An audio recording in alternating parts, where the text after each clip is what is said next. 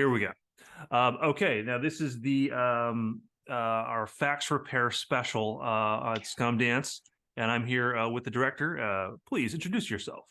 Hi, I'm Andreas Pertersen, writer and director of Fax Repair and You. And I know that you've written a few films in the past, and one of your movies is available on a Blu-ray, if I'm not Yeah. mistaken, which is really cool. And it's Vinegar Syndrome, is that right? So it was through Vinegar Syndrome's partners program. So it was put out by Dark Star, who does some releases through Vinegar Syndrome's OCN partnership. It's available to get on Vinegar Syndrome's website, which was really cool for me. I mean, that's insane. Yeah. They do such great work, and the videos they hmm post about restoring film, it's like, holy shit, hmm that's so great. Yeah. Um, so I know you've written a couple feature-length films, animated hmm feature-length films, and hmm is this your first time directing? Yeah, well, in anything that is available, because I definitely grew up directing, shorts that I showed, like, well, that I did with like my friends and stuff. I actually wrote and directed a feature length movie when I was 17. I think like three people have seen it, including myself. I Wow. don't know if anyone's ever going to see it, but in terms of like actually trying something with like real cameras and stuff, this was like my first kind of foray into trying to direct something. I have a really wild idea is if you put out Fax Repair and You in a physical medium, like if you put it out on a Blu-ray or a VHS, and then the bonus feature was that entire feature-length film you made when you were 17. I feel like I'm gonna sneak it onto something someday, Yeah, and why not? it's just it's not great, but you know. I sadly can't find some of the stuff that I shot when I was 15, 16. Like I don't know where the videotapes are, and Oh yeah. kind of bummed out about that. Yeah, see, when I was in high school, like we were the kids, like we made, because we were like known as the kids in our class, like who made movies and stuff like that. And so like we made a bootleg DVD at the end of the year and sold it to like everyone on campus and stuff. Obviously like had no rights to any of the music we used in our shorts and stuff like that, but it was all like homemade. But so yeah, I thankfully have like all the stuff I shot back then on that's DVDs and stuff like that. that's great. Um, I think I have some stuff on like a very short-lived video formats, like those tapes you have to put into the larger videotapes. I don't know if you remember Oh any of yeah, them. I Yeah. absolutely do. And then, I think I had a Super 8 or a High 8 video camera for a little while, Uh-huh. and I think I have a copy of The Fugitive on High 8 that I could only watch on my camera. Or Nice. I could do like the Marty McFly thing and hook it up to the creepy old professor I hang out with TV. So getting back to Fax Repair, how long did it take to shoot this movie? So we shot it in two portions. So we shot half of it, which is the stuff in the garage. Mhm. In we and that was that I wanted to use like a nice camera for that, and I rented one, and I could only afford to rent it for one day, and so we shot all the garage stuff in about an hour. um and so it's my brother who plays the guy in the garage, and he just like came over, and we're like, okay, we just have to get through this really quick because I have to return this camera and I have to make sure all the footage looks okay. And then all the stuff I shot on the VHS camcorder with all the stuff that takes place on the tape, I shot that. We had a little more leisure time, or a little more time with that, because I actually own the VHS camera. Mhm. But that one we still shot maybe in like, I don't know, like 2.5 hours. So grand total, the movie took 3.5 hours to shoot, probably. There was a part of me that thought, like, this is probably a quick shoot. I will say that the garage stuff looks great. All of a sudden you go from the videotape to that. It's like, wow, Mhm. geez, that's really, really nice looking. Yeah, it's the Um, nicest thing I've ever shot. um, there was a part of me that thought, like, God, what if this took like 2 months to make, or that you've been working on since 2017, and it just, um, now, okay, 3 hours to shoot. What about the editing? Because it is a little complicated, and Mhm. so before I get there, Mhm. you actually shot on videotape for Yes, yeah, that that's all the videotape stuff is actually on VHS. Yeah. I love that. It doesn't look like there's a filter. You can tell when there's a filter. I mean, I think that you may have used a little bit of stuff in between shots, or glitchy. I think you maybe add some glitches because you can't quite control where a VHS tape's going to glitch. I, I would like to actually clarify, there's Yes. no added anything. Oh, So that is so awesome. with the glitches, how I worked that is I hooked, I hooked the VACR up to my computer to capture, and then I would just spam, reverse forward, Yeah, and I would do that for like 10 minutes, and then just get this kind of wild footage of just like it almost looks like the image is like coming off the guy in the yeah, V. Like it's just like it's yeah. like displays. It's so I was so stoked.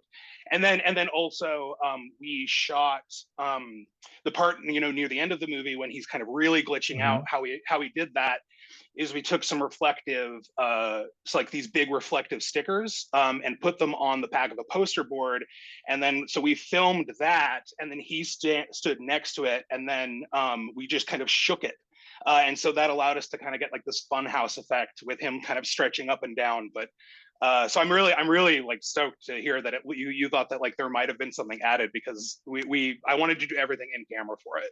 It's as a fan of videotape and glitchy stuff, I love it. It really, well, the first time I saw it, I was like, yeah, I connected to all of that. I think it like the review of it that I posted was just nice videotape and glitch work. Yeah. So I mean that at first glance you would think a film that's shot in 3 hours would be pretty easy to cut together, but it sounds like, I mean, you really put some work into this. Like what was the editing or the post-production process? So it was I feel like there was a pretty quick turnaround because I really wanted to get it. I was running into like a deadline with the early deadlines with the Yeah. festivals that I could submit to. And so I just basically, you know, put everything. It was, I didn't want to get anything like super confused, and I also wanted to make sure that I maintained the full frame aspect ratio of the tape versus the widescreen of the HD that I shot. Yeah. And so I just had two separate folders in the video editing software that was just real world, VHS world, and I sort of would just pop back and forth between them. And so I'd be like, okay, for this stretch, this is when he's like looking through the boxes, and then and then I close that, make sure all of those video files are out of the way, open up the VHS, start pulling those out, and then pack them up again. And just it was a little bit of a dance. Like I wanted to just make sure I had a clearly delineated line. So it was a little tricky, but I think it worked out okay. I I was really into it. Now you rented a camera. What was what was the total budget on this film? Probably about $200, I Okay. think. Because it was I mean, primarily the budget went into renting the actual camera, which I was able, like I said, I was able to rent for 24 hours, and then the part where the guy kind of in the VHS tape gets squashed down. We had to Mhm. build a fake floor, which I made out of a big like piece of thin wood I got from Home Yeah. Depot, and that was like $30. So it's like that's where like the majority of the budget went. Wow. Um, so let's see. I think that the last two of your previous films were feature length animated. I mean, not just animated, but paper animation films. Hmm. And I know you were the screenwriter on those. Hmm. I would think even as a writer, much more complicated than making this film, but I'm sure there are parallels.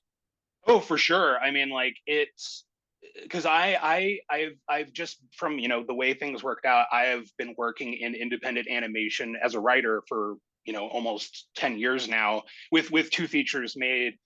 And I worked with the same director, Eric Power, out of Austin, who's just a genius director, and I've loved working with him. But like animation has really been my wheelhouse. Like when I'm writing projects, I mean, I write projects for all sorts of different, me. I want to do Mhm. live action, I want to do animation and stuff. And so, but everything I've ever gotten made has been animation. And so this is the first time I actually really was like, okay, I have to think about this from the term, because most of the time when I write something for animated, I'm just like, yeah, the animator's going to figure that out. I don't have to worry about that. Like, Uh-huh. and so like when I wrote Fax Repair and You, I mean, the original script much more complicated. I had some really lofty effects goals and stuff that I just like could not figure out how to do. And so I kind of scaled everything down, which I actually am really happy with how it turned out. But definitely it was a learning process, because I really just like I got so comfortable just kind of coming up with anything and being like, yeah, then Eric Power is gonna have to figure out how to do that. That's not my problem. But then in this case, it was my problem. So it was interesting kind of trying to find that balance with myself of writing and not screwing myself when I actually tried to start filming. Um, now you've talked about the building a floor to squash them down and some of the other stuff. What's maybe the most challenging thing with the making of this film? Oh man. I think it was they're just the way we wanted to accomplish the effects. They're just like some of them like didn't really work out. And so like one of the kind of cut effects we had was I wanted to do this thing for when he opens the tape, Mhm. and I wanted the guy in the VHS tape, I wanted his body to stretch out, and so like stretch upwards. And so we had rigged up this box to, we filled up the pant legs and put that on the outside, and then made it so he was in the inside of the box. And I sewed together a shirt that when he stood up on something could stretch out. And it just like in the on the day we shot it, it was just like we couldn't get it to work. Mhm. And so we just had to kind of settle for like, I was like, okay, well, we're gonna, just try some stuff of you like kind of coming into frame and flailing up and stuff. And so it really like when it boiled down to like trying to make the effects look okay. And I know that like given the kind of lo-fi nature of the short, we weren't, it could look a little weird. Like I Sure. wasn't too worried about something looking quote unquote fake, but I just wanted it to look right. And Mhm. there was some stuff that just didn't work. And so I think it was mainly the effects work. I think was like the biggest challenge. Then what was the most fun experience with making this film? Um, Honestly, I think it was just I had such a blast kind of editing specifically the VHS footage. It's just so fun and temperamental, and like when I did the thing where I was fast forwarding and rewinding and pausing Mhm. and stopping and playing and just like over and over again and just kind of wreaking havoc on my VCR and then seeing what came out, I was just like I was so excited about how just weird it looked. Like it would look like that part ended up looking better than I ever could have imagined. So I was just like overjoyed with that. I'm overjoyed with how it came out. I love again. I love the aesthetic of this film. Another thing that I really dug was the soundtrack. Mm. Base Earth Sun, right? That's the band who did that's the Yeah. music. So yeah, it's a music project or kind of entity from John Dixon, who I had the experience of working. He scored the two animated movies I worked on, Ah, and he typically releases music under the name Many Birthdays, but he has some music that he does as Base Earth Sun. And I'm a fan of his work anyway, and I loved the song, specifically the one I used in the credits. And for years I was like, I want to use this as credits in something, and I didn't know what. And then when I actually needed music for the movie, and again, because our budget was so low, I reached out to John and was just like, "Hey, how would you be cool if I used a couple songs here in the movie?" And he was totally awesome about it, and was just like, "Yeah, of course," because we have as long as I've been working in animation, I've been working with him, where he's been scoring the movies I wrote. mhm. So that was a bit of fortuitous luck on my part of knowing him, and just him having that music. Really works well, and I've been looking at his Bandcamp page, so I'm probably gonna buy some stuff. So I've talked about my love of old videotapes. So where God, I don't know how to even like, and I also love old instruction videos or like training Uh-huh. videos. Like it just, Yep. I've made a video project recycling some of those old things. So Hmm. where did this come from? Where does this like love come from? I mean, I think it comes from like I grew up in a house where so like my dad was an like just like a collector of VHS, and like Uh, I grew up in a house with like a pretty extensive VHS library, which was just awesome growing up.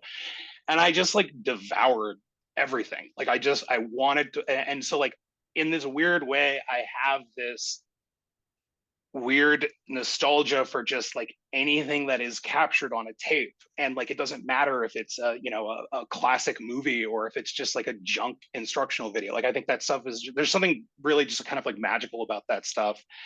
And I think, yeah, I just think it's from growing up from just like kind of just perusing this is like VHS library I had access to, and just popping something in and seeing what it is, and just I don't know, just a strong kind of emotional connection to it, regardless of how tacky or whatever it is.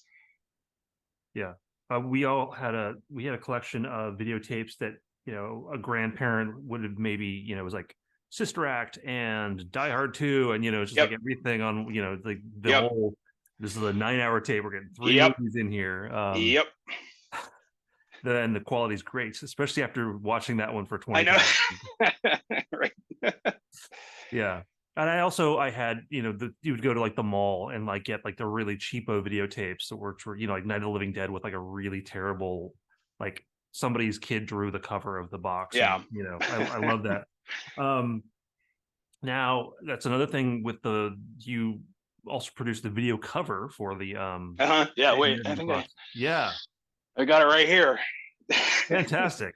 Many trips to, or Kinkos, took me a long time to figure out how to pull this off, but I did. And then Ghost World is in the inside. So. It's terrific.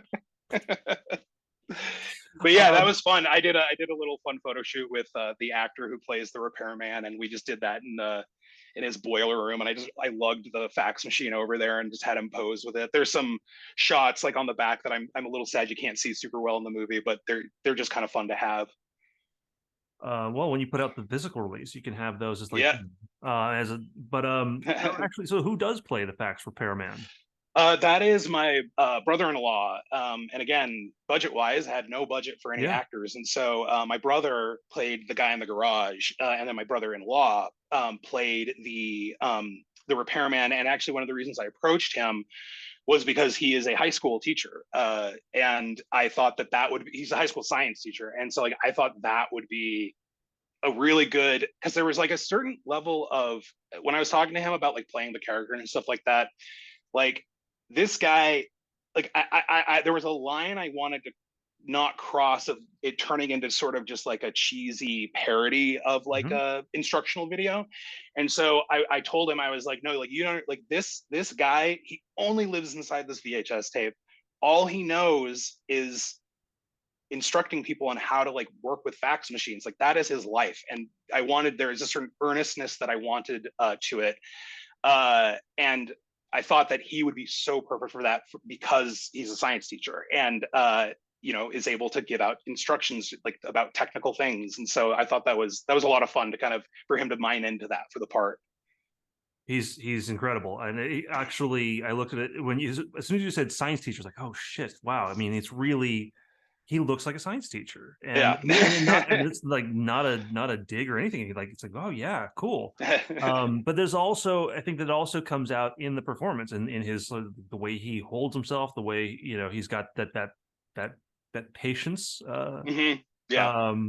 And so when that kind of gets flipped a little bit later on, it's really effective. Yeah. This is sort of maybe a technical question. So fax machines, how involved with fax machines are you? How much history do you have with the fax machine? So I mean, I definitely, there was one in our house growing up, and like it was definitely like because I remember being like maybe like 6 years old and being like, wow, I can put a picture I drew in here and it spits out another copy of it. That's amazing.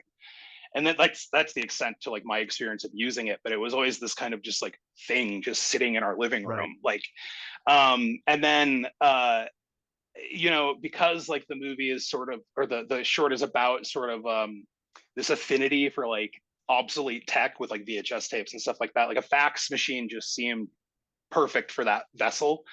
And I had a hell of a time tracking one down because it's very weird because like fax machines, like you think about them and it's like, who the hell still uses a fax? And it's like when I tried to find one, I had to go on like local listings online and stuff, and people were asking ridiculous prices for fax machines because I guess some people still use them. And then I just like lucked out and found some guy like way out in the middle of nowhere, like an hour away from where I live, who was willing to part with one for like $20. And so and when I went to go pick it up, he was just like, yeah, you want to make sure it works? I was like, nope, don't care, it's fine. Just let me get out of here. Yeah, I mean, I think that a lot of like medical offices still use fax machines. I think they're in some way more secure than email, and it's just sort of like, oh shit, okay, what's going on? Yeah, I know. And I think that people don't know is that Fax machines have been around for a very long time. Yep. Um, Yeah. is it like the 1800s? Is it like Oh, the I don't know, there's but probably something, been to some degree there's of some like degree some of something yeah, telecommunication. Yeah. but it's incredible. I had a friend whose parents had a fax machine in like, and it was the guest room, and so they would get shit in the middle of the night, and so in the 1 a.m. just like the sound, and then Yep. spitting out the curled paper, and Yep. um, so now I guess you've written a bunch of stuff, and you've now directed this film. What advice do you have for filmmakers who are about to make their first film, or want to write something? I mean, as the biggest thing that I like, the most illuminating advice just like I ever got about like is just like don't expect, just jump in and do it. Just Mhm. it's not going to be perfect like the first time you do it, and like just going through the kind of trials and tribulations of just figuring out how to make a story work or how to make a short film work. Just it's just like a learning process, and like that was very illuminating to me because like when I was younger, I one was very full of myself, and two was like, oh, I need to make this perfect, or like the first time I like my first draft of this needs to be perfect because I never want to work on it again.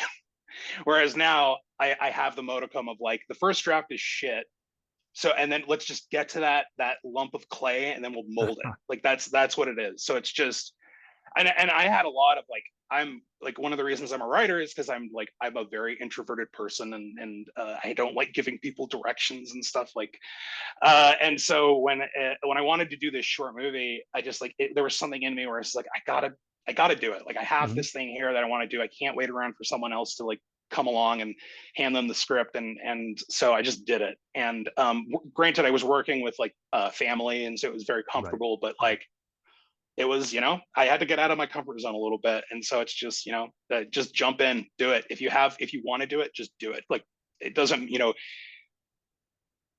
if, you know, it doesn't matter if what you make is good or bad, it still has worth, like Mhm. as a piece of art, in my opinion. So like that's kind of, I mean, that's kind of what the movie's about. Like there's this tacky fax machine repair tape that like there is, in my opinion, intrinsic worth to because it is a recorded image. So Yeah, just do it. that's great. And I agree. I think that anything that you create, if it ain't hurting anybody, it's Yep. you're contributing to the betterment of the world. Yep. Not to get all lofty about it on a fax repair videotape. Right. Um, and now I know that uh, Attack of the Demons is available to buy, and then I think the newest film was When You Get to the Forest, and I saw the Hmm. trailer for that. I'm really excited to see that film. Yeah. How can people see that? That is actually not out yet. We are Okay. in the we're in the process of finding distribution for that. Believe it or not, paper cut animated kind of fantasy dramas are not Mhm. the easiest sell. Interesting. So we're still trying to find a partner with that, but I think we're getting close, and hopefully we'll have that out available soon. I would just say keep an eye out for it, but yeah, yeah, hopefully soon. Fingers crossed. Okay. And then besides that, what's the next project? What else are you working on? I have got a couple. With Eric Power, I do have a couple animated scripts. We are we really want to go back to horror. We want to try to do another horror movie together. I also have a script that I'm kind of is in the earliest stages of discussions about maybe getting made, that is actually a feature length sort of expansion of Fax Repair and You. That Wow. kind of it's not specific to like there's Sure. no fax repair tape, but it is about that sort of relationship between the real world and what may exist on a VHS.